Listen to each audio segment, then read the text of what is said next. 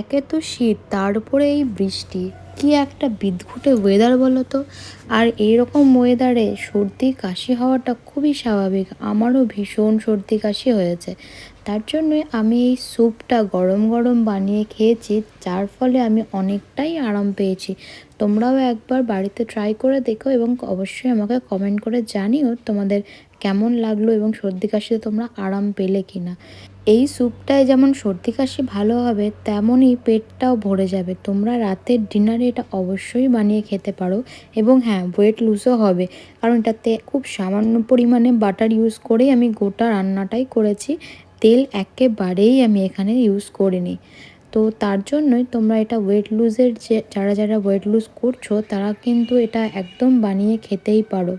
আর হ্যাঁ, প্লিজ আমার ব্যাকগ্রাউন্ড নয়েজটাকে একদম ইগনোর করো। আমি রাস্তার ধারেই বাড়ি, তাই চারিদিকে গাড়ি যাতায়াত করতেই থাকে অলওয়েজ। আর এত আওয়াজ পাও।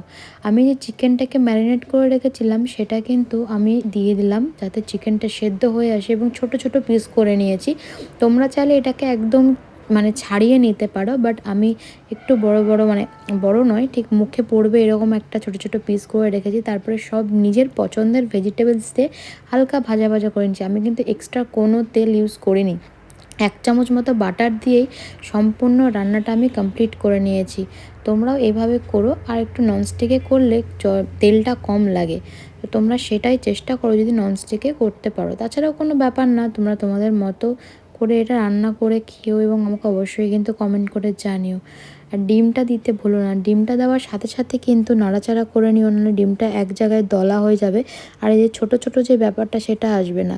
আর হ্যাঁ, লেবুর রস দিও কিন্তু অল্প করে, একটা গোটা লেবু তোমরা অবশ্যই দিও তোমাদের পরিমাণ মতো। আর গোলমরিচের গুঁড়ো দিও, যাতে কাশিটাও অনেকটাই কমে আসে। আমার তো ভীষণ পছন্দের এই রান্নাটা।